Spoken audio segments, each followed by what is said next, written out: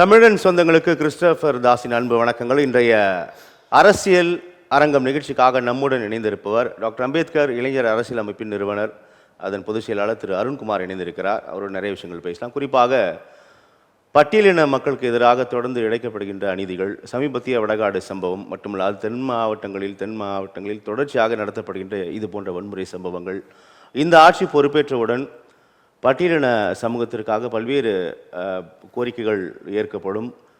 எங்களுடைய தேர்தல் வாக்குறுதி மூலமாக இவை அனைத்தும் நிறைவேற்றப்படும் என்று திராவிட முன்னேற்ற கழகம் தலைமையிலான அரசு உறுதி பூண்டது. ஆனால் ஆட்சி முடியும் தருவாயிலும் இன்னும் ஒரு கோரிக்கைகள் கூட நிறைவேற்றப்படவில்லை என்ற தொடர் குற்றச்சாட்டுகள், விமர்சனங்கள் தொடர்கின்றன. உள்ளபடியே அந்த கோரிக்கைகளின் ஊடாக பார்க்கும் பொழுது அவருக்கு எதிரான கொடுமைகளும் எதிர்ப்புகளுமே தொடர்கதையாக வருவதை நம்மால் இங்கு நிகழக்கூடிய சம்பவங்களின் மூலம் பார்க்கப்படுகிறது. உண்மையான நிலை என்ன? இந்த அரசாங்கம் சமூக நீதி அரசு என்று சொல்லிக் கொள்கிற திராவிட முன்னேற்ற கழகம் உண்மையில் சமூக நீதி அரசாக செயல்பட்டு கொண்டிருக்கிறதா என்ற கேள்வியோடு நம்முடன் இணைந்திருக்கிறார் திரு அருண்குமார். அவரை வரவேற்று நாம் நிறைய விஷயங்கள் பேசலாம். சார் வணக்கம். வணக்கம் சார். நான் தலைப்பில் குறிப்பிட்டது போல இது பட்டியலின மக்களுக்கு எதிரான நடத்தப்படுகின்ற கொடூரங்கள், அநீதிகள் என்பது இன்று நேற்று அல்ல, தொடர்ச்சியாக இந்த நிகழ்வு அரங்கேறுவதை நம்ம பார்க்குறோம். ஆட்சிகள் மாறினாலும் காட்சிகள் மாறுவதில்லை என்ற அடிப்படையில் தான் இது நடக்குது. ஒவ்வொரு ஆட்சியின் போதும் குற்ற சம்பவங்கள் குறைந்து இருக்கிறது எங்கள் ஆட்சியில் அப்படின்னு சொல்லும் அளவுக்கு தான் இருக்குதே ஒழிய முற்றாக அது ஒழித்தார்களா என்றால் இல்லை. தேர்தல் வாக்குறுதிகளாக தந்த முக்கியமான வாக்குறுதிகள் கூட பட்டியலின மக்களுக்கு அது செயல்படுத்தப்படவில்லை. ஆட்சி நெருங்கும் தருவாயிலும் இவை பேசுவதற்கும் ஆள் இல்லை. ஏறக்குறைய சட்டமன்றத்தில் 44 சட்டமன்ற உறுப்பினர்கள் பட்டியலின சமூகத்தை சேர்ந்த அனைத்து கட்சியிலும் இருந்தாலும் கூட குறிப்பிட்ட பட்டியலின மக்களுக்கான கோரிக்கைகள் சட்டமன்றத்தில் பேசப்படுகிறதா, கோரிக்கைகள் முன்வைக்கப்படுகிறதா என்றால் இல்லை என்ற நிலை தான் நம்ம காண முடியுது. இவ்வாறான சூழலில்தான் இப்போதும் தொடர்கின்ற இந்த வடகாடு பகுதியில் அரங்கேறியுள்ள அந்த கொடூர சம்பவங்கள், அதன் பிறகு அரசாங்கத்தின் நடவடிக்கைகள் அல்லது இரு தரப்பினருக்கும் இடையிலான அந்த பேச்சுவார்த்தை சுமூக உடன்பாடை நோக்கி அரசு நகர்ந்து கொண்டு இருக்கிறது, மாவட்ட நிர்வாகம் நகர்ந்து கொண்டு இருக்கிறது அப்படின்ற அரசு தரப்பு விளக்கம் தந்து கொண்டிருப்பதை நம்ம பார்க்குறோம். ஆனால் இருப்பினும் நம்மளும் இந்த அமர்வில் நிறையா இது சார்ந்த உங்களை போன்ற நிறைய பேர் பேசும்போது அங்கே இருக்கக்கூடிய சூழல் சரியான பாடில்லை, அது சரியாக விடமாட்டார்கள் அப்படின்றத தான் பதிவு செய்கிறாங்க. உண்மையில் இந்த அரசாங்கம் சமூக நீதி அரசா எப்படி போயிட்டுருக்கு, எப்படி பார்க்குறீங்க? அதாவது இந்த அரசாங்கம் சமநீதியாக போகிறதான்னு பார்க்கும்போது சமநீதியாக போவதற்கு அவங்க குறைந்தபட்சம் முயற்சி செய்து கொண்டு இருக்காங்க. சமநீதியாக போகணும் முயற்சி செய்கிறாங்க. அந்த முயற்சியில் ஒரு 90% வந்திருக்காங்க, 10% இல்லைன்னு சொல்லலாம். ஏன்னு சொன்னாக்கா, இப்போ சமநீதின்னு சொன்னாக்கா இன்றைக்கி வடகடை சம்பவம் நடக்கின்ற போது அரசாங்கம் தலையிட்டு அதுக்கு ஒரு தீர்வு எடுத்துருக்கணும். இது வரைக்கும் அவங்க தீர்வு காணலை. சமாதானன்ற பேரில் இரு தரப்புலையும் கூட்டி வச்சு பேசுகிறாங்க. தீர்வு காணல, அதுக்கான முயற்சிகள் முன்னெடுக்கப்படுகிறது தானே, முயற்சிகள் முன்னெடுக்கிறாங்க ஒழிய. ஆனால் அவங்க பெரும்பான்மை திராவிட முன்னேற்ற கழகத்தில் இருக்கிறவங்க யாரான முத்தரையர்கள், தேவர்கள் இது போன்றவர்கள் தான் அதிகபட்சமாக இருக்கிறாங்க. அதிகபட்சமாக இருக்கும்போது அவங்களுடைய தரப்பு இந்த அரசு கேட்கும்போது, திமுக அரசு கேட்கின்ற பொழுது அவர்களுடைய செயல்பாட்டை செய்து கொடுக்கணும். இவங்களுடைய செயல்பாடு அந்த சம்பவம் நம்ம பார்க்கும்பொழுது வடகாடு சம்பவம் உண்மையில் என்ன சார் அங்கே பிரச்சனை? வடகாடு சம்பவம் என்னன்னு சொன்னாக்கா, நம்ம பிள்ளைகள் செருப்பு அணிஞ்சு போகக்கூடாது சார். மெயின் அங்கே அதுதான், செருப்பு அணிஞ்சு போகக்கூடாது. நம்ம பிள்ளைங்க படித்து முன்னேறிட்டாங்க. இன்றைக்கி படிப்பு லெவலில் அவங்க முன்னேறி இருக்கின்ற போது அவங்க புத்தக பையோடு வெளியில் போகும்போது, புல்லட்டில் போகும்போது அந்த ஆதங்கம் அவங்களுக்கு வருது. முத்திரைகளான நம்ம இன்றைக்கி இன்னும் நம்ம இப்படியே கீழ்த்தரமாக தான் இருந்துகிட்ருக்கோம், மட்டமான நிலையில் தான் இருந்துகிட்ருக்கோம். ஆனால் இவங்களை நம்ம ஜாதி அடிப்படையில் பார்த்தா இவங்க தான் நமக்கு கீழானவர்கள். ஆனால் இவர்கள் படிப்பில் மேலே போயிட்டாங்க. இவங்களை நம்மளால் ஒன்றும் பண்ண முடியலன்ற அந்த ஆதங்கம், அந்த வெறி, இவங்களை சமமாக பார்க்க முடியல. சமமாக பார்க்காத அந்த வெறி வரதுனால என்ன பண்ணுறாங்க, இவங்களை ஏதாவது பண்ணணும் அப்படின்போது கோயில் திருவிழாக்களில் போகும்போது அந்த கோயில் திருவிழாக்களில் நீங்கள்லாம் வரக்கூடாதுன்ற ஒரு சம்பவம் தான் வடகாட்டில் மெயினாக இதுதான் கோயில் பிரச்சனை தான். ரெண்டாவது இன்னொன்று என்னன்னா, வடகடை கோயில் பிரச்சனை என்பதை விட அங்கே ஒரு குறிப்பிட்ட நிலப்பகுதி ஒரு ஏக்கர் நிலம் இருக்கிறது. ஆமாம், அதை தாங்கள் கைப்பற்ற வேண்டும் இந்த அடிப்படையில் தான் 20 ஆண்டுகளாக அந்த போராட்டம். ஏன்னா நிறைய அமர்வுகள் இல்லை கருத்து. அப்போது இந்த கோயில் சம்பவம் என்பது ஒரு குறிப்பிட்ட ஏக்கர் வந்து தலித் மக்களுடைய கையில் தான் இருந்தது. ஷெட்யூலின மக்களுடைய, தலித் என்று சொல்லப்படுகிற ஷெட்யூலின மக்களுடைய கையில் தான் இருந்தது. அது அவங்க என்னன்றாங்கன்னா, நமக்கு சமமாக இவங்க ஒரு கோயிலை கட்டிட்டு அந்த கோயிலுக்கு விழா எடுக்கிறாங்க, எல்லாமே எடுக்கிறாங்க. நம்ம கோயிலை விட அதிகபட்சமான நிலம் இவங்க கையில் இருக்குது. இந்த நிலத்தை பறிக்கணும் என்பதற்கான ஒரு சூழ்ச்சி தான் இந்த வடகாடு சம்பவம். இந்த வடகாடு சம்பவத்தில் இவங்க வந்து இந்த கோயில் திருவிழா வந்து என்ன கேட்குறாங்கன்னா, எங்களுக்கு இந்த நிலத்தை கொடுங்க, நாங்கள் நடத்திக்கிறோம். ஆனால் அரசு என்ன பண்ணிக்கிறாங்க, இப்போ வந்து இரு தரப்பினமும் அந்த கோயில் இடத்த இது பண்ணிக்கூடாது, சொந்தம் கொண்டாடக்கூடாது அப்படின்னு சொல்கிறாங்க. ஆனால் அது காலம் தொட்டு காலங்காலமாக ஷெட்யூலின மக்கள் பயன்படுத்தி வந்த ஒரு இடம். அது இத்தனைக்கும் 60 சென்ட் நிலம், 60 சென்ட் நிலம். அந்த 60 சென்ட் நிலத்தை வந்து அதை கூட நாங்கள் அனுபவிக்கக்கூடாதுன்னா, இந்த மண்ணின் சொந்தக்காரர்கள் நாங்கள், இந்த மண்ணுக்கு சொந்தக்காரர்கள், ஆட்டுக்கும் மாட்டுக்கும் சொந்தக்காரர்கள் இருந்தவங்கலாம் வந்து இன்றைக்கி வந்து ஆட்சி செய்கிற ஒரு நிலைக்கு வந்துட்டோம். ஆனால் இந்த மண்ணில் பூர்வீக குடிகளான இந்த மண்ணுக்கு சொந்தக்காரங்களான நம்ம வந்து இந்த 60 சென்ட் இடத்த வந்து இந்த கோயில் சொத்தை வந்து இந்த கோயில் நிர்வாகம் பண்ணுவதற்கு, இந்த கோயிலுக்கான விழாக்கள் நடக்கும்போது அந்த விழாக்கள்லாம் அந்த இடம் போதாத இடமா இருக்குது.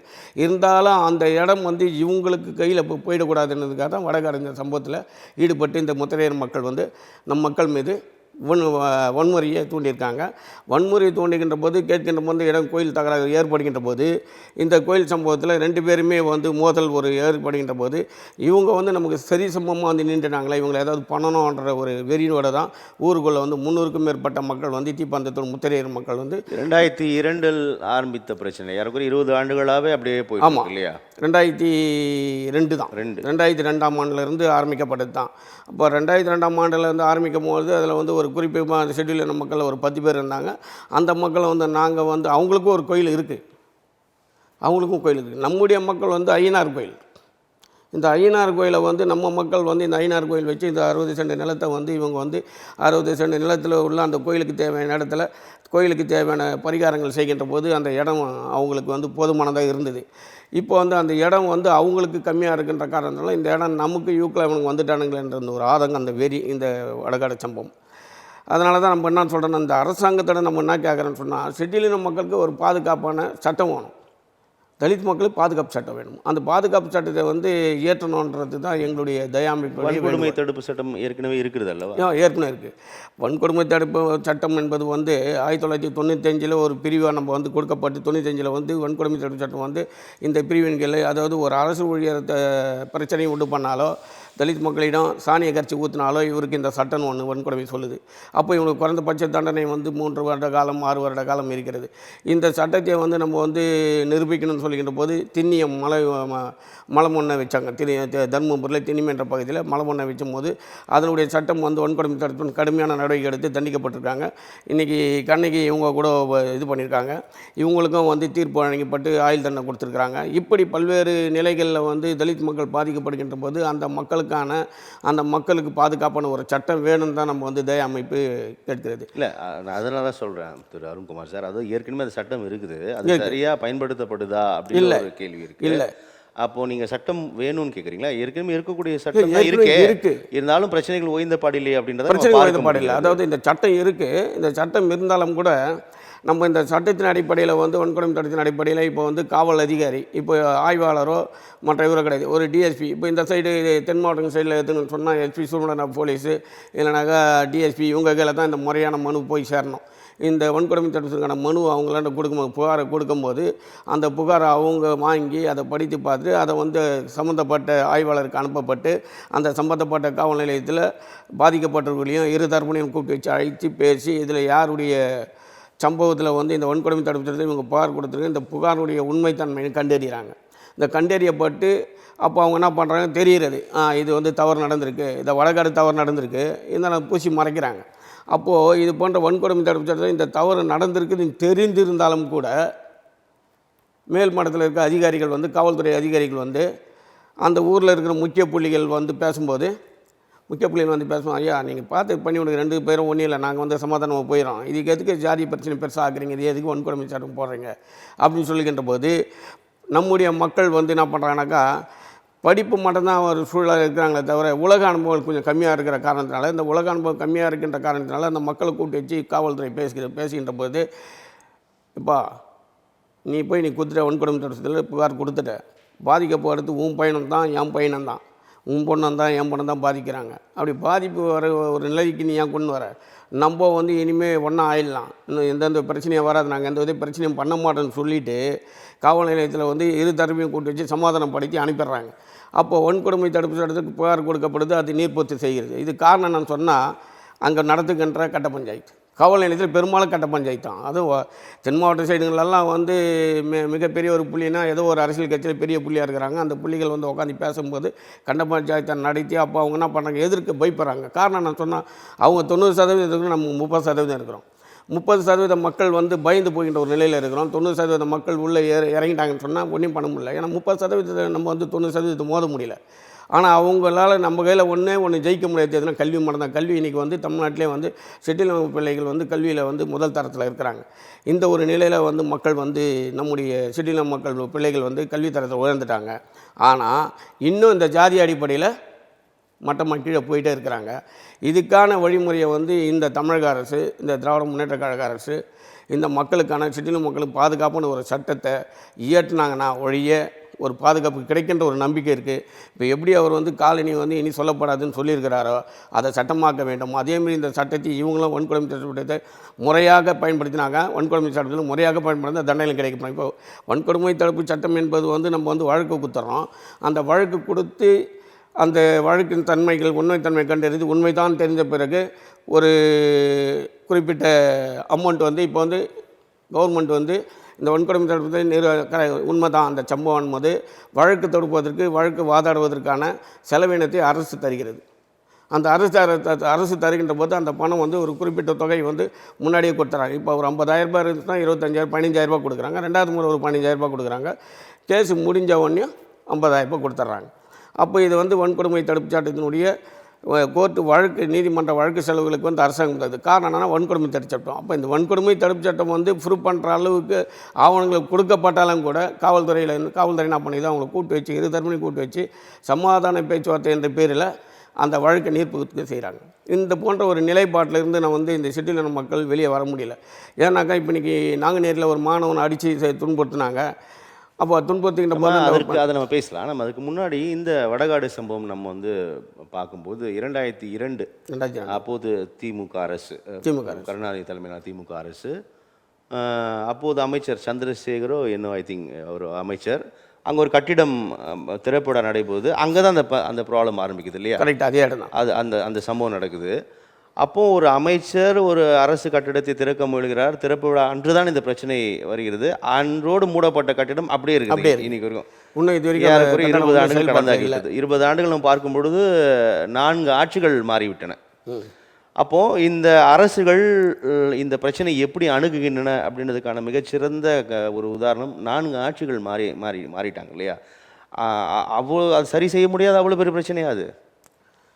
அதுதான் சார். இப்போ வந்து ஒரு அதிமுகன்னு சொன்னால் அதில் பெரும்பங்கு வந்து தேவர்கள் இருக்கிறாங்க. திமுகன்னா பெரும்பங்கு வந்து தேவர்கள் இருக்கிறாங்க. இப்போ இவங்களை வந்து கட்சி வந்து அவங்கள தான் ஆதரிக்கிறாங்க ஒழிய செட்டிலின மக்கள் குறைந்த பாடு கம்மி தான். இன்றைக்கி ஆராசா இருக்கிறாருனாக்கா அவர் ஒருத்தர் தான் மத்திய அமைச்சராக இருக்கிறார். இன்றைக்கி வந்து அமைச்சராக இல்லையே, நாடாளுமன்ற உறுப்பினராக இருக்கிறார். நாடாளுமன்ற உறுப்பினராக இருந்தார் ஆராசா. அப்போ இவர் மட்டும்தான் அங்கே வந்து ஒரு இது பொதுச்செயலாளராக துணை பொதுச்செயலாளராக இருந்துட்டு அந்த கட்சியில் இருக்கிறாரு. இப்போ அவரே வந்து கேட்க முடியாது. அவரை விட வந்து இன்றைக்கி வந்து சட்டமன்றத்தில் இருக்கிற 44 சட்டமன்ற உறுப்பினர்களும் வாயை திறக்கலை. காரணம் நான் சொன்னால் அவங்க வாயை திறந்துறாங்கன்னா அவங்களுக்கு பதிவு பறிக்கப்படும். அதுதான் உண்மை. பதிவு பறிக்கப்படும், அவங்களுக்கான செலவினங்கள் குறைக்கப்படும். அவங்கள வந்து கூப்பிட்டு வார்ன் பண்ணுறாங்க. எப்பா நீ நம்ம கட்சியிலேருந்து நிற்கிற, நீ போய்ட்டு அவங்களுக்கு சாதகமாக பேசுறது, நான் அதை சொல்ல வரேன், நீ அந்த சமுதாயத்தை கூட இருந்துக்கோ. நமக்கு வந்து இந்த நம்ம கட்சி கெட்ட பேர் ஆகிறத விட நம்ம அரசு திமுக அரசு தான் இந்த ஆட்சியை நடத்தி கொண்டு இருக்கிறோம். இந்த அரசு நடத்தி திமுக அரசு. அப்போ இந்த அரசு மீது எந்த வித பழியும் வந்துடக்கூடாது. அதை வந்து நீ தான் வந்து தடுக்கணும். அப்படின்ற பட்சத்தில் நீயே வந்து அந்த இடத்துல வந்து சண்டை உருவாகுதுனாக்கா நீ வந்து வாயை தெரிஞ்சினாக்கா பிரச்சனை வேறு மாதிரி ஆகிடும். நீ வாயை தர கம்முன்னு உனக்கு இந்த போஸ்டிங் கொடுத்து உனக்கு எம்எல்ஏ பொறுப்பு கொடுத்து உன்னை உட்கார வச்சுருக்குது. உனக்கு மாவட்ட துணைச் செயலாளர் கொடுத்துரு, மாவட்ட பொறுப்பாளர் கொடுத்துருக்குறோம். மாவட்ட செயலாளர்கள் கூட வந்து 3 பேர் தான் ஆதிதிராவிடர்கள் இருக்கிறாங்க திமுகவில். வேறு எந்த கட்சியிலையுமே வந்து மாவட்ட தலைவர்களோ மாவட்ட செயலாளர்களாவோ பொறுப்பில் வருவதற்கான அங்கீகாரத்தை வந்து எந்த கட்சியும் கொடுக்கறது கிடையாது. ஏன்னா அது ஜாதியை பாகுபாடு தான். இந்த காலத்தில் வர்ணாசிரமம் அடிப்படையிலேருந்து இந்த சாதியை பாகுபாடு. வர்ணாசிரமம் அடிப்படையில் வந்து வர்ணாசிரமம் பறையன் பல்லாம் வண்ணான் தோட்டி செக்கிலின்ற அந்த 5 பேரை எப்போ பிரித்து வச்சான வர்ணாசிரமம் அடிப்படையில் அன்று முதல் கொண்டு இன்று வரை வந்து இந்த மக்களுக்கான சமநிலையான ஒரு நிலைப்பாட்டை வந்து எந்த கட்சியும் எந்த ஆட்சியாளர் வந்து இந்த ஆட்சியில் யார் வந்தாலும் சரி, சென்னையை வந்து பூர்வீகக்குடி மக்கள் சொல்கிறோம், பூர்வீகக்குடி மக்கள் சென்னையில் இருந்தாங்க, கற்பகங்கள் நகரம்னு சொல்கிறோம். சென்னை வந்து பெரிய பறைச்சேரி கற்பகங்கள் நகரம்னு சொல்கிறோம். அந்த கற்பர்களின் நகரத்தில் இருந்து வாழ்ந்தவர்கள் சென்னையிலேருந்து வந்தாங்கன்னா வந்தோரை வாழ வைக்கும் நாடு தமிழ்நாடுன்னு சொன்னாங்க. வந்தோரை வாழ வைத்தவர்களே ஷெட்யூலின மக்கள் தான். சென்னையில் இருந்த அந்த ஷெட்யூலின மக்கள் பேசிய பாஷை மெட்ராஸ் பாஷைன்னு சொல்கிறோம். அது சினிமா துறைகளில் வந்து மெட்ராஸ் பாஷையை பேச சொல்லியிருக்கிறான், எல்லாம் கற்றுக் கொடுத்துருக்காங்க. அப்போ இன்றைக்கி சினிமா துறையில் அந்த மெட்ராஸ் பாஷையை பேசுகிறோம். அப்படி இருந்த ஒரு மெட்ராஸ் பாஷையாக திகழ்ந்து கொண்டு இருந்த ஷெட்யூலின மக்கள் பூர்வக்குடி மக்களை செம்மஞ்சேரி கண்ணகி நகர் திறந்தவெளி சிறைச்சாலை தான் நம்ம சொல்லுவாங்க. அனகாபுத்தூர் விவகாரம் பேசலாம். அதுக்கு முன்னதாக இப்போ இந்த வடகாடு சம்பவத்தில் தற்போது நம்ம பேசிக்கொண்டிருக்கின்ற இந்த நொடியில் அங்கே என்ன நகர்வு போயிட்டுருக்கு? இப்போ இரு தரப்பு பேச்சுவார்த்தை முயற்சிகள் போய்கொண்டிருப்பதாக களத்திலிருந்து நமக்கு செய்திகள் கிடைக்கின்றன. இதனால் உங்களுடைய வேர்ஷன் உங்களுக்கு கிடைக்கப்படுகின்ற தகவல்கள் என்ன? எங்களுக்கு வடகாடு சம்பவத்தில் என்னன்னாக்கா இரு தரப்பினர் வந்து இனி பிரச்சனை பண்ணக்கூடாது. ரெண்டாவது 2 பேருமே வந்து இந்த கோயில் சொத்தை வந்து சொந்தம் கொண்டாடக்கூடாது. யாருமே வந்து இதை வந்து எங்களுக்கு சொந்தமானது, இதை நாங்கள் தான் அனுபவிப்போம், நீங்கள் தான் அனுபவிப்புன்ட்டு இருக்கக்கூடாது. உங்களுக்கான தீர்வு வந்து 3 மாத காலத்தில் நாங்கள் முடித்து தருகிறோம். இரு தரப்பினருக்கு எந்த வித பிரச்சனையும் வராது. கோயிலுடைய நிலம் என்பது வந்து உங்களுக்கு தான் கோயில், அதில் எந்த வித மாற்றமும் கிடையாது. இந்த இடம் தான் பிரச்சனை. இந்த இடம் பிரச்சனை என்பது நாங்கள் தீர்த்து வைக்கிறோம். எங்களுக்கு கால நேரம் வேண்டும் அப்படின்னு அரசு கேட்டிருக்கு. அரசு வந்து அங்கே ஒரு குழு அமைச்சிருக்கு. அந்த குழுவினர்கள் வந்து போய் பேசியிருக்கிறாங்க. சென்ற வாரம் கூட அந்த குழு 5 பேர் போய் பேசியிருக்காங்க. பேசி சமாதானத்துக்காக தான் பேசியிருக்கிறாங்க. அப்போது நம்மளுடைய ஷெட்யூல் மக்கள் வந்து கோரிக்கை வச்சுருக்காங்க, எங்களுக்கு வந்து இந்த இடம் எங்களுக்கு வேணும், இந்த கோயிலை நாங்கள் நடத்தணும், இந்த இடம் எங்களுக்கு வேணும் தான் அந்த கோரிக்கை வச்சுருக்காங்க. பட்டா வழங்கி விட்டால் அந்த நிலைமை சரியாகிவிடும். ஆமாம். இப்போ சமீபத்தில் கூட அரசு வந்து நீண்ட காலமாக வசிப்பவர்களுக்கு பட்டா வழங்கி விடலாம் அப்படின்னு ஒரு சமீபத்திய அது வந்து அரசியல் ஒரு அரசாணை கூட வெளியிட்டது இல்லையா? அப்போ அந்த அடிப்படையில் அங்கே வந்து பட்டா வழங்கிவிட்டால் அந்த பிரச்சனையை சுமூகமாகிவிடும் அல்லவா? தாராளமாக முடியலாம். ஆனால் அவங்க அதுதான் பட்டா என்பது வந்து அவங்க என்ன சொல்கிறாங்கனாக்கா, பட்டா என்பது வந்து நீர்நிலைகள்னு சொல்கிறாங்க. நீர்நிலை பகுதிக்கு வந்து பட்டா கிடையாது அப்படின்னு சொல்கிறாங்க. கிராமத்துக்கு தான் பட்டா தரேன்னு சொல்கிறாங்க. இது வந்து சர்வே வந்து என்ன பண்ணோம், சர்வே நம்பரை பார்க்குறாங்க. இது நீர்பிடிப்பில் இருக்குது, இது ஏரி பெரும்பகுகள் இருக்குது, மலை பெரும்பகுகள் இருக்குது, இது ஓடை பெரும்பகுகள், இது பாட்டை பெரும்பகுகள் இருக்குது அப்படின்னு சொல்லிட்டு இந்த பெரும்பகு எந்தெந்த பெரும்பகு பட்டா கொடுக்கலாம், அப்படி வந்து கிராமத்துக்கு பட்டா கொடுக்கலாம் அப்படின்னு சொல்கிற ஒரு நிலைப்பாடு கொண்டு வந்திருக்காங்க.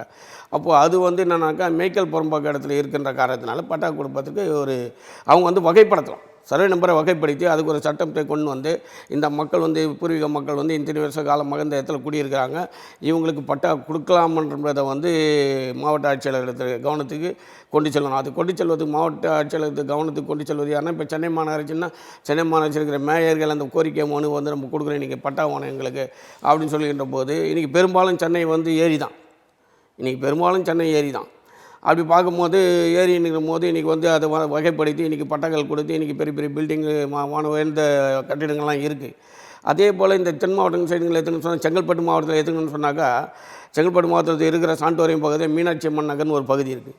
அந்த மீனாட்சி அம்மன் நகர் பகுதியில் டாக்டர் அம்பேத்கர் தெருவுன்ற பகுதியில் வந்து குறைந்தபட்சம் 40 ஆண்டுகளுக்கு மேலாக ஷெட்யூல் மக்கள் குடும்பம் வசித்து வருகிறாங்க. அது வந்து என்னன்னாக்கா கிராம நத்தம்ன்ற சொல்லி அதுக்கு வந்து என்ஜாய்மெண்ட் சான்றிதழே வாங்கியிருக்கிறாங்க. அதாவது பட்டா தரல 94 வந்து பட்டா வாங்கி இது என்ஜாய்மெண்ட் சர்டிஃபிகேட் கொடுத்துருக்காங்க, அனுபவ சான்றிதழ் கொடுத்துருக்குறாங்க.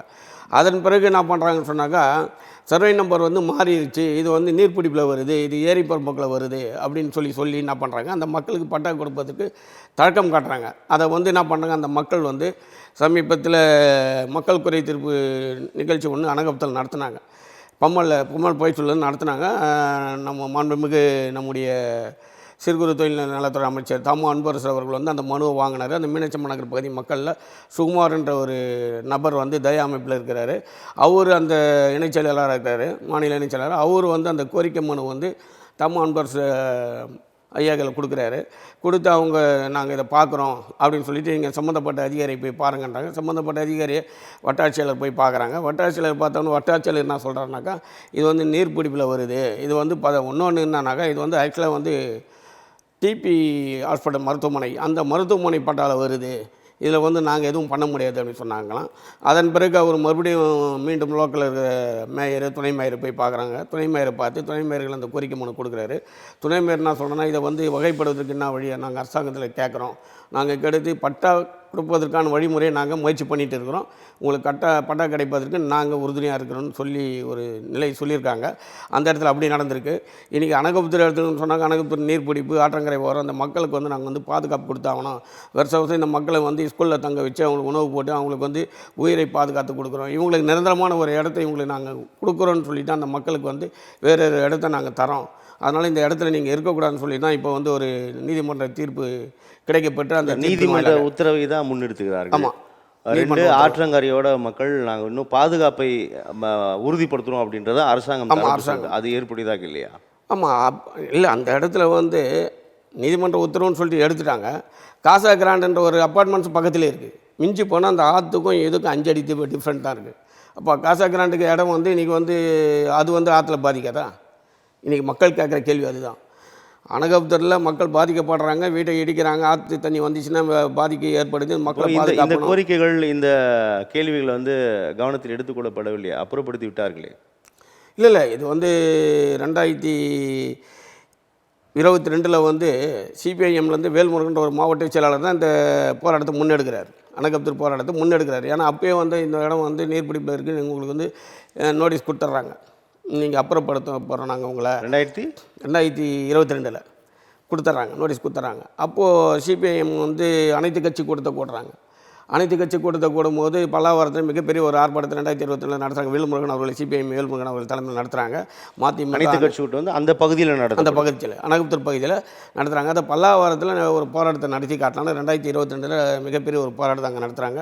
அந்த போராட்டம் வந்து சிபிஐஎம் வேல்முருகன் அவர்கள் தலைமையில் நடக்கும்போது அதில் வந்து அனைத்து கட்சி தரப்பினரும் கலந்து கொண்டாங்க. அதில் தயா அமைப்பினுடைய நிறுவனர் பொதுச்செயலாளர் அடிப்படையில் அருண்குமார் ஆகிய நானும் கலந்துக்கினேன். கலந்து அந்த போராட்டத்தில் ஈடுபட்டு அந்த கோரிக்கை மனு வந்து நாங்கள் வந்து மாவட்ட ஆட்சியருக்கு கொடுத்தோம். அவருடைய கவனத்துக்கு கொண்டு சென்றோம். அதுக்கப்புறமா தான் இந்த வழக்கு வந்து தமிழக அரசு வந்து வழக்கு போட்டு இந்த மக்கள் பாதுகாப்பு கொடுக்கணும், இவங்க ஆத்தங்கரையில் நாளைக்கு பிரச்சனை வந்துடக்கூடாது, தண்ணி வெள்ளம் வந்துடக்கூடாதுன்றதுக்காக நீதிமன்றத்தில் வழக்கு தொடுத்து அந்த நீதிமன்ற உத்தரவு பெற்று இன்றைக்கி இடிக்கிறாங்க. இன்றைக்கி இடிக்கும் போது ஐயா நம்மளுடைய சகோதரர் சீமான் அவர்கள் வராங்க, நாங்கள் வந்து இந்த இடத்துக்கு நாங்கள் போராடுறோம், இந்த மக்களுக்காக போராடுறோன்னு சொல்லியிருக்காங்க. திருமுருகன் காந்தி வந்தார், அவர் போராடினார். இப்போ சமீபத்தில் ஒரு 2 நாளுக்கு முன்னாடி அண்ணன் திருமாவளவன் அண்ணன் திருமாவளவன் போயிட்டு நேரடியாக மக்களை சந்திச்சிருக்கிறாரு. ஆனால் எல்லாத்துக்கும் இவ்வளோ பெரிய தலைவர்களெல்லாம் போய் சந்தித்து தீர்வு கிடைக்குமா என்பது சந்தேகம் தான். நீதிமன்ற உத்தரவுன்னு சொல்லிட்டாங்க. இதற்கு அப்புறமா நம்ம வந்து காக்கிறனாக்கா இன்றைக்கி வந்து நீலாங்கரில் ஒரு பகுதியில் வந்து இஸ்ரேல் நகர்னு ஒரு நகர், அந்த பகுதியில் மக்கள் போராட்டம் பண்ணதுனால தான் அந்த மக்களுக்கு வந்து போராட்டம் பண்ணி வழக்கு தொடுத்து இப்போ அந்த இடம் வழக்கு சம்பவத்திலேருந்து இன்றைக்கி வந்து தீர்வு கிடைக்கிற நிலையில் இருக்குது. அப்போது அதுவும் ஏரி தான், நீர்பிடிப்பு சொன்னாங்க. அந்த மக்கள் கேஸை போட்டாங்க, வழக்கு போட்டு நீதிமன்றம் நடத்தி நிற்கிறாங்க. ஆனால் அந்த வீட்டை இடிப்பதற்கு தள்ளி வைக்கப்பட்டுள்ளது. அது மாதிரி இதை தள்ளி வைக்கிறதுக்கு ஒரு சூழல் வந்து நீதிமன்றம் தான். ஆனால் இவங்க நீதிமன்ற தீர்ப்பே கொடுத்துட்டு இருந்தாலும் கூட இந்த மக்களை பாதுகாப்புக்கு மறுபடியும் ஒரு இப்போ ஸ்டே என்பது இல்லைன்னு சொல்கிறாங்க. அது எந்த வகையில் தெரியல, ஸ்டே இருக்கா இல்லையான்னு. ஸ்டே இல்லைன்னு தான் சொல்கிறாங்க. ஆனால் அந்த மக்களை தடுப்பதற்கு மக்களுக்கான போராட்டம் இந்த எழுச்சி தமிழ் வந்திருக்கிறாரு, சீமான் வந்திருக்கிறாரு, திருமுருகன் காந்தி வந்திருக்காங்க. இவங்க 3 பேருமே போராடி இருக்கிறாங்க. இன்னும் பல தரப்பட்ட மக்கள் அங்கே போராடுறாங்க. இன்னும் குடியிருப்பு நல சங்கங்கள் போராடி கொண்டு இருக்குது. அனகபுத்தூர் மக்களை காப்பாற்றி ஆகணும், அந்த மக்களுக்கு இனிமேல் வீடு இடிக்கக்கூடாதுன்னு. இப்போ 2 நாளாக அந்த வீடு இடிக்காது நிறுத்தி வச்சுருக்காங்க. போலீஸ் பாதுகாப்பு போடப்பட்டிருக்கு. அங்கே போலீஸ் பாதுகாப்பு போடப்பட்டதுனால மக்கள் வந்து அங்கே தினமும் வந்து சில அரசியல் தலைவர் வந்து போயின்னு தான் இருக்கிறாங்க. அப்போ அந்த மக்களுக்கான ஒரு நல்ல தீர்வு கிடைக்கணும். இந்த அரசு வந்து கண்டிப்பாக அந்த மக்களை பாதுகாப்பான ஒரு இடத்த கொடுக்கணும். அப்படி இடத்த கொடுக்கலாம் கூட அதே இடத்த வந்து அவங்களுக்கு பாதுகாப்பாக கொடுப்பதுக்கு அந்த இடத்தை மீண்டும் அந்த மக்களிடம் ஒப்படைக்க வேண்டும். காரணம் என்னன்னாக்கா அங்கே படிக்கிற பிள்ளைகளெல்லாம் இப்போ அருகில் இருக்கிற ஸ்கூலில் படிக்கிறாங்க, அருகில் இருக்கிற கல்லூரிகளில் படித்து வராங்க. அங்கே பெற்றோர்கள் வந்து பக்கத்தில் இருக்கிற கம்பெனிகளில் தொழிற்சாலைகளில் வேலை செய்கிறாங்க. இவர்களுடைய வாழ்வாதாரம் பாதிக்காமல் இருப்பதற்கு இந்த அரசு நடவடிக்கை எடுத்து அந்த மக்கள் அங்கே தாங்க. அதுதான், அப்படியான நடவடிக்கை எடுக்கப்படுகிறதா அப்படின்றதான் கேள்வி ஒன்று. 2வது, ஏற்கனவே நம்ம கண்ணகி நகர் குடியிருப்பு பகுதிகளில் செம்மஞ்சேரி மாற்றப்பட்டு அங்கே ஒட்டுமொத்தமாக வாழ்வாதாரம் சிதைந்து விட்டது. இளைஞர்கள் வந்து பெரிய அளவில் வீணாகி போனார்கள், வாழ்க்கை துளைத்தார்கள், போதை பழக்கத்துக்கு ஆளாகி உள்ளார்கள் அப்படின்னு அங்கே இருக்கக்கூடிய கள நிலவரம் நமக்கு சொல்லுது.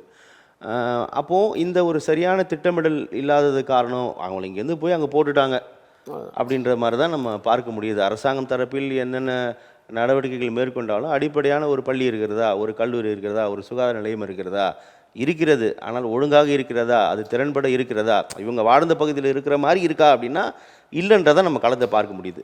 இப்போது அடுத்து இந்த புதூர் இந்த பகுதி மக்களை மாற்றியிருக்கார்கள். இவங்களுக்கு எந்த இடத்துல தராங்க, அங்கே என்ன கட்டமைப்பு எப்படி இருக்குது? இல்லை, அவங்களுக்கு வந்து வேறு ஏதோ இடம் சொல்லியிருக்காங்க.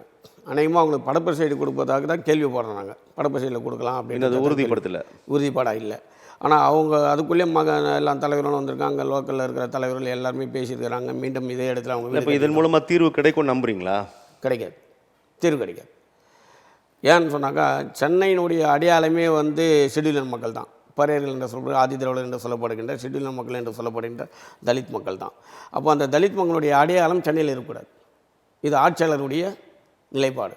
எந்த ஆட்சி வந்தாலும், திமுக ஆட்சி வந்தாலும் சரி, அதிமுக ஆட்சி வந்தாலும், இல்லை காங்கிரஸ் ஆட்சி வந்தாலும், இல்லை பிஜேபி தமிழ்நாட்டில் ஆட்சி வந்தாலும், இவங்க யார் ஆட்சிக்கு வந்தாலும் ஆதிதிராவிட மக்கள் வெளியேற்றப்படுவார்கள். இது அவங்களுடைய குறிக்கோள். அப்படி தான் இருக்குது. அப்படின்ற இது அப்படி தான் பார்க்குறீங்க? நான் அப்படி தான் பார்க்குறேன். அப்போ இந்த ஆக்கிரமிப்பு, ஆற்றங்கரையோர மக்களை நாங்கள் அப்புறப்படுத்துகிறோம், பாதுகாப்பை முன்னிறுத்துகிறோம் அப்படின்றதெல்லாம் பொய் வாதமா? பொய் தான். அதாவது இப்போ இன்றைக்கி பாதுகாப்பு கொடுக்கணும்னு சொன்னாக்கா மகேஷ் கடன் 1000 வழக்கு சார். அங்கே எடுக்கிறாங்க, வீடு எடுக்கிறாங்க. எந்த பகுதி அது? மகேஷ் கடன் 1000 லைட் எடுக்கிறாங்க. மக்கள் ஆத்தங்கரை ஓரமாக இருந்த மக்கள் எடுக்கிறாங்க. எடுத்துகிட்டு தான் அந்த சைடில் இருந்த மக்களை எடுத்து தான் செந்தத்திற்பாட்டு அந்த மகேஷ் கார்டனில் எடுத்தப்பட்ட மக்கள் தான் இன்றைக்கி இதில் இருக்காங்க, செம்மஞ்சேரியில் இருக்காங்க, கண்ணகி நகரில் இருக்காங்க. இப்போ இன்றைக்கி கண்ணகி நகர் செம்மஞ்சேரியும் வந்து நீர்பிடிப்பு தான். இதே நீர்பிடிப்பு தான் ஆற்றுன்னு சொல்கிறோம். இந்த ஆற்று ஓரமாக ஆற்று ஓரமாக இருக்கிறாங்க. அதனால தான் நாங்கள் வந்து இவங்களுக்கு பாதுகாப்பு கொடுக்கணும் தான் எடுத்துன்றாங்க. அங்கே போனாக்கா இதுதான், அது நீர்பிடிப்பு தான். அங்கே வந்து காலை வச்சால் உள்ளே போகுது, முட்டி அளவுக்கு உள்ளே போகுது, நீர்பிடிப்பு தான். ஆனால் நாங்கள் மண் அழிவு செய்து எல்லாம் பண்ணி தான் அங்கே வீடை கட்டி கொடுத்துருக்காங்க.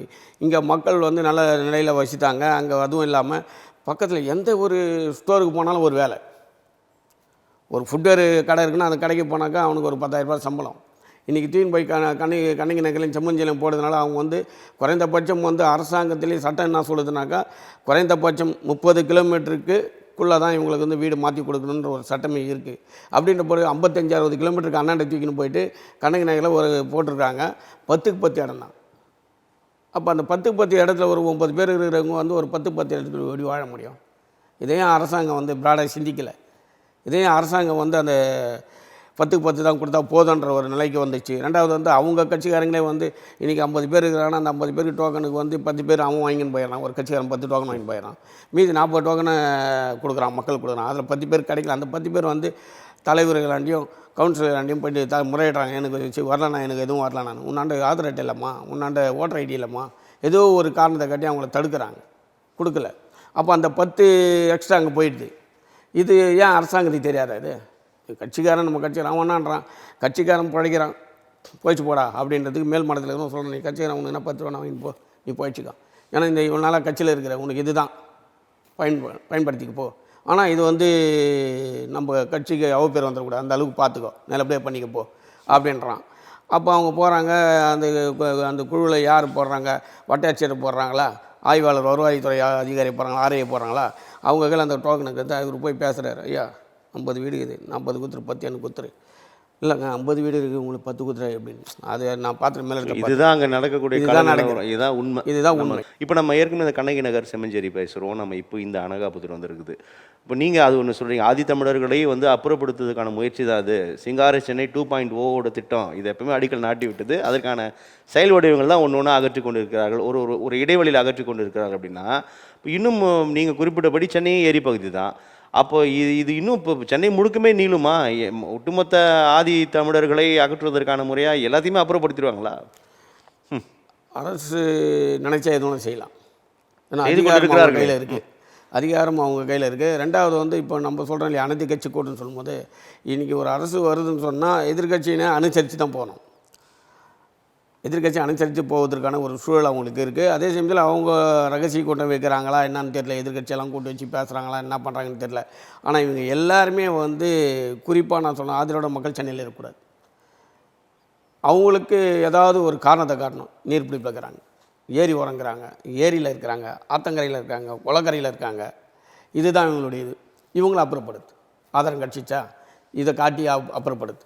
அப்போ சென்னையுடைய ஏன் அவங்க வந்து சென்னை வந்து சிங்கார சென்னையாக இருக்கணும், அழகுப்படுத்துகிற ஒரு சென்னையாக இருக்கணும், அந்த சென்னை வந்து பார்க்கு பூங்காக்கள் நிறைந்த ஒரு சென்னையாக பசுமையாக இருக்கணும்னு அவங்க நினைக்கிறாங்க இல்லையா? அப்போ இந்த மக்கள் அவ்வளோ கீழ்த்தரமானவங்க இருக்கிறாங்க. இந்த மக்கள் வந்து இன்றைக்கி இந்த மக்களே இல்லைனாக்க சென்னை இல்லை, சென்னை இல்லை. இன்றைக்கி ஆங்கிலேயர் காலத்தில் வந்து வால் டேக்ஸ்னு ஒரு செவரு போட்டானாக்கா கடல் தண்ணி உள்ளே புகுந்தாமல் இருக்கணுன்றதுக்கு வால் டேக்ஸ் போட்டான். வால் டேக்ஸ் சுவர் எழுப்பலான்னு சொன்னாக்கா மக்கள் இருந்த வரி பணத்தை வரியை வாங்கி தான் வால் டேக்ஸை கட்டுறான், அது பாதுகாப்பு கொடுத்தான், செவரை கட்டி பாதுகாப்பு கொடுத்தான். நீங்கள் இருங்க, நீங்கள் வந்து இது பெரிய பறைச்சேரி, இது வந்து கருப்பர்கள் நகரம் சென்னை, இந்த சென்னைக்கு மக்களுக்கு பாதுகாப்பு கொடுத்தான். நீங்கள் குறிப்பிடக்கூடிய அந்த வால் டாக்ஸ் பகுதியில் பூர்வக்குடிகளெல்லாம் இப்போ ரோட்டில் தான் இருக்காங்க. அப்போ என்ன ஆகுது சொன்னால், இவங்க ரோட்டு ஓரமாக இருக்கிறாங்க, இவங்க அழுக்கு துணியாக இருக்கிறாங்க, இவங்க குளிக்க மாட்டுறாங்க என்ற ஒரு காலங்காலமாக இதை வந்து பொய்யான ஒரு தகவலை சொல்லி இந்த மக்கள் வந்து சென்னையில் வந்து அசிங்கத்தை ஏற்படுத்துகிறாங்க. இவங்களை அப்புறப்படுத்தணும். இது ஆட்சியாளர்களுடைய குறிக்கோள். இன்றைக்கி எப்படி நம்மளுடைய நடிகை சுஜாதா வந்து ஒருத்தருக்கு இதே மாதிரி நம்ம ஊடக பிரிவில் கேள்வி கேட்குறாங்க, நீங்கள் வீட்டில் எப்படி இருக்கிறீங்க அப்படின்னு சொல்லும்போது, நான் பறிச்சோட கேவலமாக இருப்பேன், இந்த வார்த்தையை சொல்லி அவங்க மாட்டினாங்க. அதுக்கு பலத்தை எதிர்ப்பு கிளம்பிச்சு. அதுக்கப்புறம் அந்த அம்மா மன்னிப்பு கேட்டாங்க, எல்லாம் முடிஞ்சு. அது மாதிரி இன்றைக்கி வந்து ஆட்சியாளர்கள் வந்து இந்த மக்களை வந்து அப்புறப்படுத்தணும். அவ்வளோதான். சென்னையில் இவங்க இருக்கக்கூடாது, இவங்களுடைய வரலாறு இருக்கக்கூடாது. எப்படி பாபா அம்பேத்கருடைய வரலாறு மறைக்கப்பட்டதோ அதே மாதிரி தலித் மக்களுடைய வரலாறு மறைக்கப்பட்டு இருக்கிறது. இந்த மண்ணினுடைய மைந்தர்கள், இந்த பூர்வக்குடி, இந்த மண்ணுக்கு சொந்தக்காரர்கள், இவங்களுடைய வரலாறு மறைக்கப்பட்டுச்சு. அவ்வளோதான். அதுக்கான ஆட்சியாளர்கள் தான். எந்த ஆட்சி வந்தாலும் சரி. இப்போ இன்றைக்கி வந்து கல்வி என்பது வந்து பாபா அம்பேத்கர் படித்தார். இன்றைக்கி படித்து நம்மளுக்கு வந்து சட்டத்து மூலிமா நம்ம கண்ணு திறந்து விட்டார். அதனால் இன்றைக்கி வந்து அடிமைப்பட்டு கிடந்த இந்த மக்களை வந்து அவர் தட்டி எழுப்பினார். இன்றைக்கி வந்து விழிப்புணர்வு பட்டதுனால இன்றைக்கி வந்து 98% ஆதிரோட மக்கள் கல்வி நிலையில் முன்னேற்றம் கண்டு இருக்கிறோம். இன்றைக்கி வந்து கேரளா முதலிடம் தமிழ்நாட்டில் போது இன்றைக்கி தமிழ்நாடு 2வது இடம் இருக்கிறாங்கன்னா அது காரணம் ஆதிரோட மக்கள் தான். அப்படி அந்த அளவுக்கு வந்துட்டோம். ஆனால் இந்த மக்களை அப்புறப்படுத்தணுன்ற ஒரு குறிக்கோளில் தான் ஆட்சியாளர் யார் ஆட்சிக்கு வந்தாலும் இந்த மக்களை சென்னையை விட்டு வெளியேற்றணுன்றதுக்காக சென்னையில் இன்னும் அந்த நீங்கள் கேட்ட மாரி அந்த கேள்விக்கு வந்து கண்டிப்பாக அந்த மக்களுக்கு வந்து பாதுகாப்பு கிடைக்காது. அப்புறப்படுத்துவதற்கான வேலைகள் நடந்து கொண்டு இருக்குது. இன்னும் சென்னையில் எந்தெந்த இடத்துல இருக்கிறாங்க அவங்களே அப்புறப்படுத்துவாங்க. இது வந்து இந்த அரசு இப்படி தான் பண்ணிகிட்டு இருக்குது. இந்த அரசு மேலே அடுத்த அரசு வந்தாலும் அப்படி தான் பண்ணிகிட்டு இருக்கோம். இவங்களுக்கு வந்து ஒரு செயல் திட்டம் உருவாக்கி விட்டார்கள் அப்படின்னு செயல் திட்டத்தை உருவாக்கிட்டாங்க. அவங்க செட்டில் மக்கள் சென்னையில் இருக்கக்கூடாது. சமூக நீதி அரசு அப்படின்னு அதிமுக அரசு கூட சொல்லிக்கொள்ளவில்லை. திமுக அரசு தான் தன்னை சமூக நீதி அரசு அப்படின்னு தொடர்ச்சியாக சொல்லிகிட்டே இருக்குது. ஆனால் எதிர்த்தரப்பில் இப்படியான விமர்சன குற்றச்சாட்டுகள் எப்படி புரிஞ்சுக்கலாம்? இப்போது சமநீதி அரசுன்னு சொன்னாக்கா டாக்டர் கலைஞர் பீரியட்லேயே வந்து முதலமைச்சர் இருக்கும்போது ஆதிர நலத்துறை அமைச்சர்னு சொல்லுவாங்க. சத்தியவன்முத்து அம்மா இருந்தாங்க. அந்த அம்மா வந்து ஒரு கோரிக்கை வைக்கிறாங்க, என்னுடைய பிள்ளைகள் படிக்கணும், என்னுடைய பிள்ளைகளுக்கு பள்ளிக்கூடம் வேணும், ஹாஸ்டல் வேணும் அப்படின்னு. என்னென்ன நிதி இல்லைம்மா, அந்த நிதி உன்னால் இருந்தால் கொடு, நாங்கள் கட்டுறோன்னு சொன்னாங்க. அதுக்கப்புறம் அவங்க மடிப்பிச்சை ஏந்தி அந்த பணத்தின் போய் டாக்டர் கலைஞர்களுக்கு ஒப்படைச்சு அதுக்கப்புறம் என் பள்ளிக்கூடம் கட்டுந்தான் வேசார்பாடி சட்டக்கல்லூரி. அப்போது எந்த அளவுக்கு அப்போவே அப்படி இருந்தது போது இந்த மக்களை வந்து அப்போ அந்த பேரிலே வந்து சமநீதி அரசுன்னு சொல்லும்போது இந்த சமநீதி வந்து அவர் கடைப்பிடிச்சிருந்தானே இவங்க கடைப்பிடிப்பாங்க. தந்தையை எவ்வழி அவ்வழி தான் மகன் அப்படின்ற ஒரு குறிக்கோள். அப்போது திமுக தான் வந்து இதை வந்து சமநீதி அரசுன்னு சொல்லி கொள்கிறதே தவிர இதுக்கு திமுகக்கான இன்றைக்கி வந்து திமுக ஆட்சியில் தான் பல்வேறு இடத்துங்களில் வந்து சாதிய கலவரங்கள், பல்வேறு இடத்துல சாதிய கலவரங்கள் 1-2 கிடையாது. இந்த இன்னும் தீர்வே கிடைக்கல. 1.5 வருஷத்துக்கு மேலே ஆயிடுச்சு, இன்னும் தீர்வே கிடைக்கலையே. வேங்க வெயில் தண்ணி தொட்டியில் மலம் கலந்தது. அப்போ சமநீதி எங்கே இருக்குது? உடனடியாக அவங்க இது யார் குற்றம் புரிந்தார்களோ எல்லாருக்கும் தெரியும்.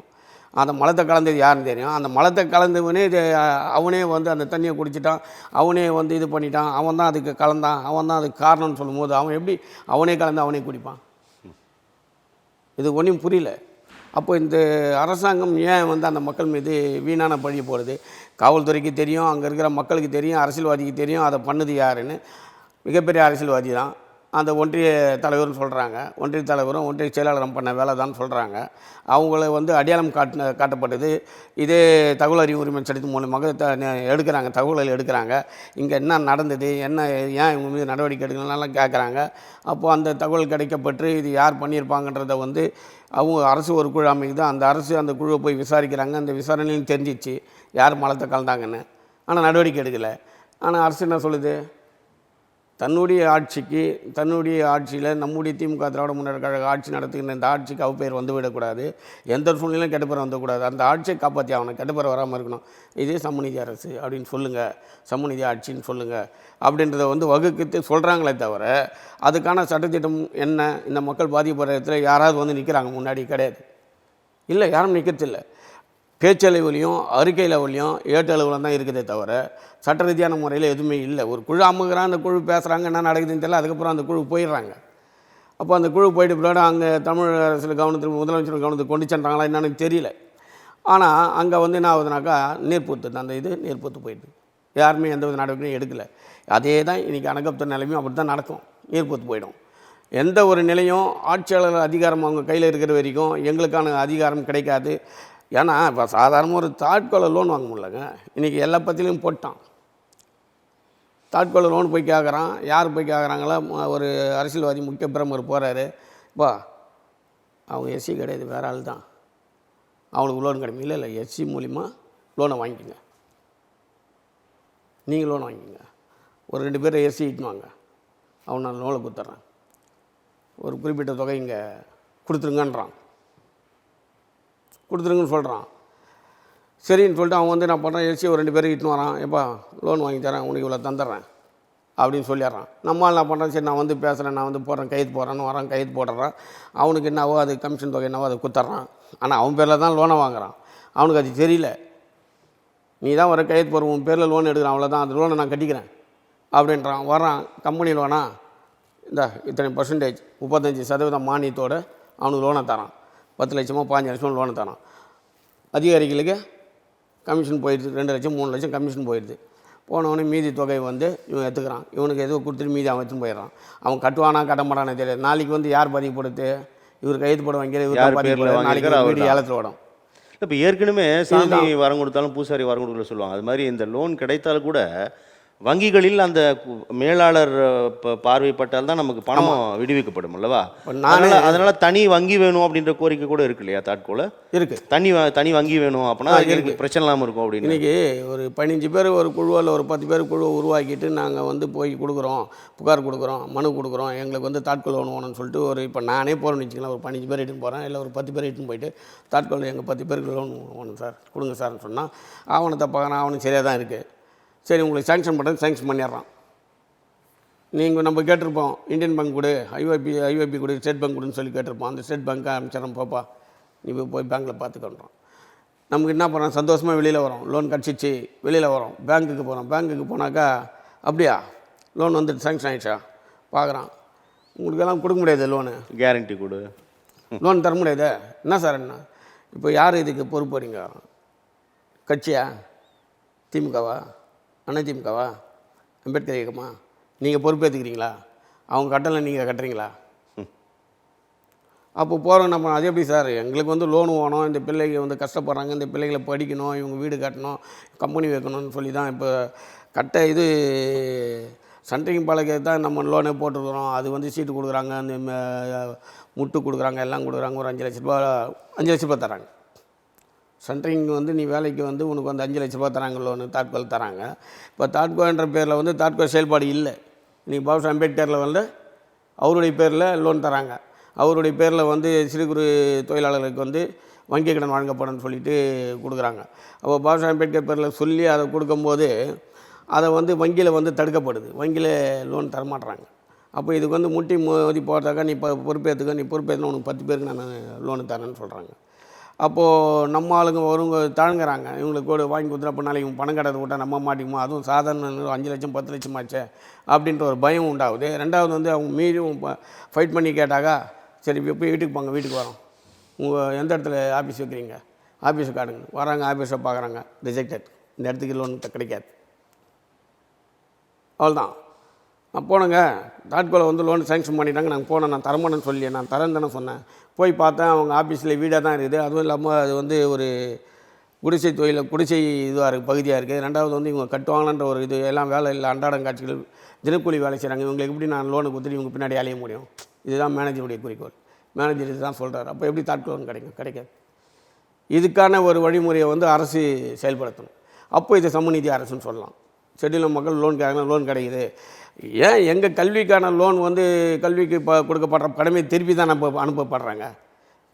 யார் கொடுக்குறாங்களோ அந்த பணத்தை திருப்பி மத்திய அரசுக்கே போயிடுது. அதுதான் நான் கேள்வியை கேட்க நினைச்சேன் அருண்குமார். அதாவது சிறப்பு உட்கூறு திட்டத்தில் வழங்கப்படுகின்ற மத்திய அரசில் வழங்கப்படுகின்ற பெருமளவிற்கான நிதி ஏறக்குறைய 5,000 கோடி அளவுக்கு மீண்டும் திருப்பி அனுப்பப்படுகிறது அப்படின்ற தகவல் இருக்குது. அது உண்மையா? உண்மைதான். அது உண்மை அப்படின்னா ஏன் ஏற்கனவே மக்களுக்கான பொருளாதார நிலை பின்தங்கி உள்ளது, எவ்வளவு பெருந்தொகை தந்தாலுமே 10 நிலைமையில் திருப்பி இவங்க அனுப்புகிறாங்கன்றது எப்படி புரிஞ்சுக்கலாம்? என்ன காரணம், என்ன நோக்கம் இருக்கும்? அதாவது இந்த அவங்க என்ன சொல்கிறாங்கன்னு சொன்னாக்கா, எங்களால் வந்து இந்த பணத்தை வந்து எப்படி செலவு கொடுக்கணும்னு புரியல, அதே சமயத்தில் இந்த பணத்தை வந்து வேறு திட்டங்களுக்கு மடைமாற்றப்படுதுன்ற குற்றச்சாட்டு கூட உண்மை. மடைச்சட்டப்படுவது உண்மை. அதாவது இந்த காசை எடுத்து மகளிர் சுய உதவிக்குழுல போடுறாங்க, மகளிர் சுய உதவிக்குழு லோனு கொடுக்குறாங்க, இந்த காசை எடுத்து வேறு ஒரு நிலைப்பாடு கொடுத்தாங்க. உண்மைதான், இதெல்லாம் உண்மை. இதெல்லாம் போக மீதி அனுப்புகிறாங்க. இதை ஏன் ஸ்காலர்ஷிப் கொடுக்குறதுக்கு ஒழுங்காக பண்ணலாமே? இந்த பணத்தை ஸ்காலர்ஷிப் கொடு. இன்றைக்கி எத்தனை பிள்ளைகள் பாதிக்கப்படுறாங்க, அவங்களுக்கு வந்து இந்த சான்றிதழ் இல்லை அந்த சான்றிதழ்னு சொல்லிட்டு இவங்களுக்கு வந்து ஸ்காலர்ஷிப் கொடுக்க மறுக்கிறாங்க. இப்போ அதிகாரிகள் அளவில் சரியான திட்டமிடல் இல்லைன்னு புரிஞ்சுக்கலாம். அப்படி புரிஞ்சுக்கிறதா, இல்லை தெரிந்தே செய்கிறார்கள் அப்படின்னு நம்ம புரிஞ்சுக்கிறதா? திட்டமிடுதல் இல்லை. அதாவது இப்போ வந்து ஒரு துறை சார்ந்த அமைச்சர், அமைச்சகம், அதிகாரிகள், ஐஏஎஸ்லாம் பெரிய அமைப்பு இருக்குதே. துறை சார்ந்த அமைச்சர்களோ துறை சார்ந்த அதிகாரிகளோ, இந்த அதிகாரிகளை கட்டளையிடுவது அமைச்சர்கள், இந்த அமைச்சர்கள் கட்டளையிடுவது அவர் நிதி முதலமைச்சரோ துணை முதலமைச்சரோ தான் கட்டளையிடுறாங்க. அப்போ இவங்களுக்கான அந்த கட்டளை உத்தரவு வந்து கிடைக்காத ஒரு காரணத்தால் இவங்களால வந்து அதை சுதந்திரமாக எடுத்து பண்ண முடியல. இப்போ அப்போ அதுக்கு காரணம் என்னென்னா திட்டமிடுதல் இல்லை. ரெண்டாவது வந்து ஒருவேளை மனசுக்குள்ளே நீங்கள் சொன்ன மாதிரி அவங்க வந்து இவங்களை செய்யக்கூடாதுன்ற ஒரு எண்ணம் இருக்கான்னு அவன் தெரியாது. ஆனால் திட்டமிடுதல் இல்லை என்று பண்ணுறது க்ளீனாக தெரியுது. திட்டமிட்டு இருந்தால் கண்டிப்பாக அது செய்யத்தானே ஆகணும். இன்றைக்கி ஒரு கால்வாயை கட்டணும், அந்த சிறப்பு உட்கூறு திட்டத்தால் ஒரு பெரும் பயன் பட்டியலின மக்களுக்கு வரும் அல்லவா? வரும். அது செய்யலையே, திருப்பி அனுப்புகிறாங்க அந்த பணத்தை. இந்த கேள்வி எழுந்த உடனே தான் என்ன பண்ணாங்க, அவங்களுக்கு என்ன தோணுச்சு எது தோணுச்சு தெரியல. இன்றைக்கி ஆதி திராவிடர் விடுதிகளெல்லாம் வந்து இன்றைக்கி வந்து சுத்தப்படுத்தணும் அப்படின்ட்டு அந்தந்த தமிழ்நாட்டில் இருக்கிற ஆதி திராவிட விடுதிகளை சுத்தப்படுத்தியிருக்காங்க. பத்தாவது குறைக்கும் வந்து இன்றைக்கி வந்து உணவுக்கு வந்து 100 ரூபா தான் ஒதுக்குறாங்க. 100 ரூபா ஒதுக்குறாங்க ஒரு வேளைக்கு. ஆமாம், ஒரு வேளைக்கு 100 ரூபா ஒதுக்குறாங்க. அது பத்தாது. அப்போ இந்த மக்களுக்கு சரியான உணவு கிடைக்கணும்னு சொன்னால், இந்த பிள்ளைகளுக்கு வந்து ஹாஸ்டலில் தங்கி படிக்கிற பிள்ளைக்கு சரியான உணவு கிடைக்கணும், குறைந்தபட்சம் அவங்களுக்கு ஒரு நாளைக்கு 1000 ரூபா அந்த நிதி ஒதுக்கினா நல்லாயிருக்கும். இப்போ இந்த நிதி நான் திருப்பி அனுப்புகிறேன், இந்த நிதி இங்கே கொடு. இதை கேள்வி கேட்டதுனால தான் இன்றைக்கி எம்சி ராஜ் ஹாஸ்டல் வந்து இன்றைக்கி திறக்கப்பட்டு மிக நல்ல நிலையில் இன்றைக்கி வந்து உலகமே போற்றக்கூடிய அளவில் கட்டியிருக்கிறாங்க. நல்லா இருக்குது, சிறப்பாக இருக்குது, அம்சமாக இருக்குது. இன்றைக்கி எந்த ஒரு விடுதியிலும் இந்த நிலை இல்லை. நீங்கள் அந்த விடுதியில் போனோன்னா தரையில் அப்படியே சாப்பாடு போட்டு அந்த அளவுக்கு கட்டியிருக்கிறாங்க, அந்த அளவுக்கு பண்ணியிருக்காங்க. காரணம் என்னன்னா எதிர்ப்புகள் தான், தலித் மக்கள் கொடுத்த எதிர்ப்புகள் தான். இந்த மக்கள் பணம் ஏன் திருப்பி போகுது? அப்போ நீங்கள் சொல்கிற இடத்துல இந்த நிதியை ஏன் திருப்பி அனுப்பியீர்கள் என்று கேட்பதற்கு இங்கே ஆள் இல்லையா? சட்டமன்றத்தில் கூட இது பதிவு செய்ய சட்டமன்றத்தில் கேட்கறதுக்கு ஆள் இல்லை சார். ஏன்னாக்கா இன்றைக்கி வந்து சட்டமன்றத்தில் கேட்கணும்னு சொன்னால் சிந்தனை செல்வன் கேட்கலாம். ஆமாம், ஒரு முறை அவர் பதிவு செய்தார். அவர் பதிவு போட்டார், இந்த மக்களுக்கு பண்ணி ஆகணும், இந்த பணம் வந்து போயிடுது, இந்த பணத்தை வந்து இந்த பிள்ளைகளுக்கு கிடைக்கிறவங்களுக்கு பண்ணுங்கன்ற ஒரு கோரிக்கை வச்சார். அந்த கோரிக்கையின் வாயிலாக என்னவோ தெரியல, இன்றைக்கி எம்சி ராஜ் ஹாஸ்டல் கட்டப்பட்டிருக்கு.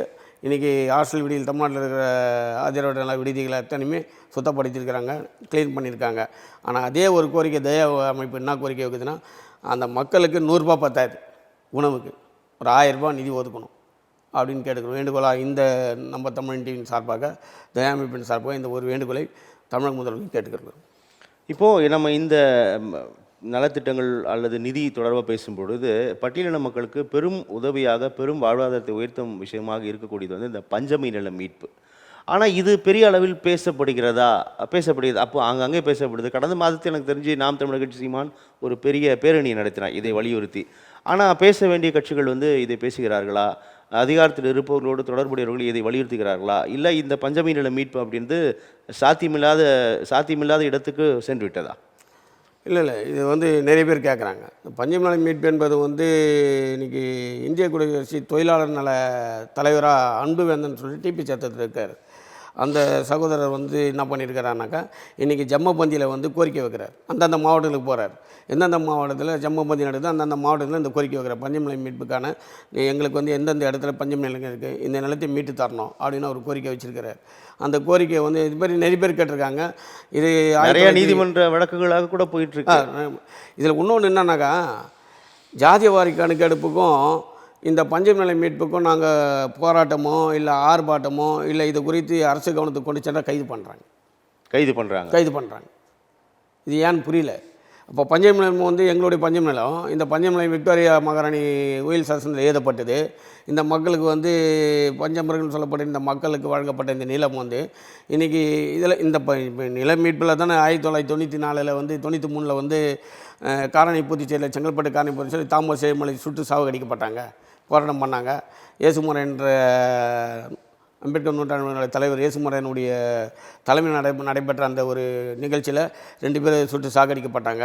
அதில் நாங்கள்லாம் போனோம், கலந்துக்கணும், கைது பண்ணாங்க, ஜெயிலுக்கு போனோம். இப்படி நிறைய பேர் வந்து அன்றைய முதல் இன்று வரை பஞ்சமலைக்கு போராடி கொண்டு தான் இருக்கிறாங்க. அந்த போராட்டின் வாயிலாக மக்களுக்கு இந்த போராட்டத்தை அரசு செவிசாய்க்கு தானே இல்லை. ஏன்னா இன்றைக்கி வந்து சென்னையில் இருக்கிற பார்டர் தோட்டம் வந்து பஞ்சமலையிலும், இன்றைக்கி இருக்கிற அண்ணா அறிவாலயம் பஞ்சமலையிலும், முரசொலி இருக்கிற இடம் பஞ்சமலையிலும் அப்படின்னு சொல்கிறாங்க. ஆனால் உண்மை அதுதான். ஆனால் இதுக்கெல்லாம் வந்து நடவடிக்கை எடுக்காத அரசு அப்போ எப்படி இது சமநீதி அரசுன்னு சொல்ல முடியும்? இதில் எல்லாம் எதுவுமே நடவடிக்கை எடுக்கலை. பஞ்சமி நலத்துக்கான சிறப்பு கூறு திட்டத்தை கொண்டு வர முடியல. இன்றைக்கி வந்து இந்து கோயில்களுடைய இடங்களை மீட்கப்படுகின்ற நம்ம இந்து அறநிலையத்துறை அமைச்சர் மதிப்புக்குரிய மாண்புமிகு அமைச்சர் சேகர்பாபு அவர்கள் கூட இன்றைக்கி வந்து இந்து நலத்துறை இடத்துங்களெல்லாம் மீட்கிறாரு. ஏன் இந்த இடத்த மீட்டு தரக்கூடாது? மீட்டு தரலாமே. சமூக நலத்துறை அமைச்சர் இந்த நடவடிக்கை எடுக்கலை. ஆதி திராவிட நலத்துறை அமைச்சர் நடவடிக்கை எடுக்க மாட்டாங்க. பஞ்சமலையில் எங்கெங்கே இருக்குன்னு சொல்லி இந்த தகவலை வந்து இந்த மக்களுக்கு தெரிஞ்சிச்சுன்னு சொன்னால் தமிழ்நாட்டில் இருக்கிற 234 தலைவர்களும் இதுக்கு வந்து போராட்டம் பண்ணுவாங்க. 234 தலைவருக்கும் பதில் சொல்லி ஆகணும். பெரிய அளவில் எதிர்ப்பை சம்பாதிக்க வேண்டும் என்று கருதுகிறதா அரசு? இது கை வச்சா தேன்கூட்டில் கை வைத்த கதையாகி போய்விடும் என்று. அதாவது கை வச்சா தென்கோட்டில் கை கொட்ட மாதிரி, அது தேல் கொட்டுற மாதிரி இருக்கும். அது உண்மை தான். தேனீக்கள் கொட்டுவது எப்படி இருக்குன்னு தெரியும். அந்த ஒரு நிலைப்பாடும் இருக்குது. அதே சமயத்தில் வந்து இதில் வந்து நம்ம வந்து படுதும் படாதமாக இருக்கணும். ஏன்னா நம்ம இதில் சிக்கிக்கூடாது, மாட்டிக்கூடாது அப்படின்னு சொல்லிட்டு அந்த நிலைப்பாட்டில் அவங்க இருக்கிறதுனால பஞ்சமி நலத்துக்கான ஒரு சிறப்பு ஒரு திட்டத்தை கொண்டு வருவதற்கு தாழ்ங்குது இந்த அரசு தாழ்ங்குது. இப்போ நீட் தேர்வே வந்து மத்திய அரசு என்ன சொல்லிட்டாங்க, நீங்களே முடியாதுன்னு சொல்லிட்டாங்க. இனி வரைக்கும் இவங்க தீர்மானத்தை கொண்டு வரல. அது மாதிரி இன்றைக்கி வந்து மாநகராட்சியிலையோ, தாம்பரம் மாநகராட்சியிலோ, இல்லை சென்னை மாநகராட்சியிலோ இருக்கிற இன்னும் செங்கல்பட்டு மாநகராட்சி நகராட்சிகள்லையோ ஒரு தீர்மானத்தை கொண்டு வந்து இந்த தீர்மானத்தின் அடிப்படையில் பஞ்சமி நலங்களும் இந்த பகுதியில் இன்றைக்கி வந்து செங்கல்பட்டு மாவட்டத்தில் இந்த வட்டாட்சியர் அலுவலகத்திற்கு உட்பட்டு ஒரு 5 ஏக்கர் இருக்குது. இந்த பஞ்சமலை வந்து வெளியே கொண்டு வரணும். இதுக்கான சட்டத்திட்டத்தை வந்து ஆய்வுப்படுத்தி இதை பஞ்சமலருக்கு இந்த இடத்த ஒப்படைக்கணும்னு ஏன் ஒரு சட்டத்தை கொண்டு வர மாட்டாங்க. அரசே இதை கம்முன்னு தான் விட்டுறாங்க. அப்போது அவங்களுடைய போக்கு அப்படி போயிட்டு இருக்கும்போது இந்த மக்கள் வந்து பாதிக்கப்படுற நிலையில் இருக்கும்போது எங்களை போன்ற அமைப்பு நடத்துகின்ற தலைவர்கள் தான் இதை பற்றி கோரிக்கை வைக்கிறோம், கேட்குறோம், எல்லாமே பண்ணிகிட்டு இருக்கோம். இதை அரசே தானே முன் வந்து இதை ஏன் செயல்படுத்தக்கூடாது? பண்ண மாட்டாங்க. ஏன்னா பண்ணான்னு சொன்னாக்கா இப்போ ஆனால் ஆதித்தோட மக்களுக்கு போய்ட்டு முதலமைச்சர் நேரடியாக பண்ணுறாரு. இப்போ நம்ம மக்களுக்கு பண்ணானா அவங்க போய் கேட்க ஆரம்பிச்சு இது ஒரு தொல்லையாகிட போகுது. நீங்கள் சொன்ன மாதிரி தேனீக்கூட்டில் கையை வச்சு தேனி கொட்டின மாதிரி ஆகிடக்கூடாது அப்படின்ற ஒரு நிலைப்பாட்டில் அவங்க எண்ணங்கள் இருக்குது. அப்படின்னும் போது இந்த பஞ்சமி நலத்தை வந்து மீட்பதற்கான சாத்தியக்கூறல் கிடையாது. இதுதான் உண்டு. தேர்தல் வாக்குறுதி இந்த திமுக அரசு 2021 ஆட்சி கட்டில் அமர்ந்தபோது தேர்தல் வாக்குறுதிகளை சரிவர நிறைவேற்றவில்லை அப்படின்னு பொது தளத்தில் விமர்சனம் வைக்கப்படுகிறது. பட்டியலின மக்களுக்கு இந்த அரசு என்னென்ன வாக்குறுதிகள் தந்தது, அவை நிறைவேற்றப்பட்டுள்ளதா? பட்டியலின மக்களுக்கு வாக்குறுதிகள் அவங்க கொடுத்த வாக்குறுதிலாம் எதுவுமே கொடுக்கல. பட்டியலின மக்களுக்கு கொடுக்கல, எங்களுக்கு தெரிஞ்ச கொடுக்கல. அவங்க பட்டியலின மக்களுக்கு இவ்வளோ வாக்குறுதிகள் இருக்குது அப்படின்னு அவங்க சொன்னது ஒரே வாக்குறுதினா செட்டிலின மக்கள் பகுதிகள் வந்து இடிக்கப்படாது, எங்கே இருக்கிறாங்கன்னா அவங்களுக்கு வந்து பட்டா கொடுக்குறேன்னு சொன்னாங்க. அந்த பட்டா கொடுக்கறதுக்கான அறிக்கை வந்துச்சு, அவ்வளோதான வழியை அவங்க வந்து நீர்பிடிப்பில் இருக்கிறாங்கன்னு சொல்லிடுறாங்க. அதனால் பட்டா கிடைக்கிறது சாத்தியக்கூறல் கிடையாது. இதை வகைப்படுத்தினா ஒன்றா கிடைக்கும். அப்படின்ற பட்சத்தில் இவங்க வந்து நிலைப்பாடு எப்படி இருக்குன்னு தெரில. இவங்க வந்து இன்றைக்கி ஆட்சியே முடிய போகுது. இனி வரைக்கும் ஆதிதிராவிட மக்கள் பயனடைஞ்சதா தகவல் கிடையாது. இந்த சட்டத்து மூலிமா இந்த மக்களுக்கு இது பண்ணியிருக்காங்க. ஏன் இப்போ கூட சட்டமன்ற கூட்டத்தொடர் நடந்தது. அந்த சட்டமன்ற கூட்டத்தொடரில் எந்த ஒரு அறிக்கையும் இல்லையே, எந்த ஒரு அறிக்கையுமே இல்லை. திட்டமிடப்பட்ட ஒரு தகவல்கள் எதுவுமே இல்லை. கல்லூரிகள் கட்டப்படணும்னு சொன்னாங்க. அது கல்லூரிகள் வந்து 5 கல்லூரி கட்டணும்னு சொன்னாங்க. அந்த 5 கல்லூரி கட்டிட்டாங்க, அது திறந்துட்டாங்க. அவ்வளோதான வழியா ஆதிதிராவிட மக்களுக்கான திட்டங்கள் எதுவுமே அவங்க சொல்லலை, செயல்படுத்தலை, எதுவும் பண்ணலை. நல்லது திரு அருண்குமார், வருகைக்கும் கருத்து பகிர்வுக்கும் மிக்க நன்றி.